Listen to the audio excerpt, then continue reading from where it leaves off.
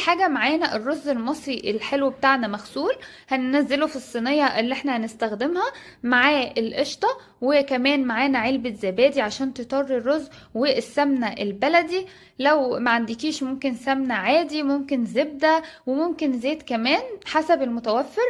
هننزل كمان باللبن، هنقلب الكلام الحلو ده، وفي كمان قشطة اهي على الوش معانا. طبعا القشطة بتديله طعم تاني خالص.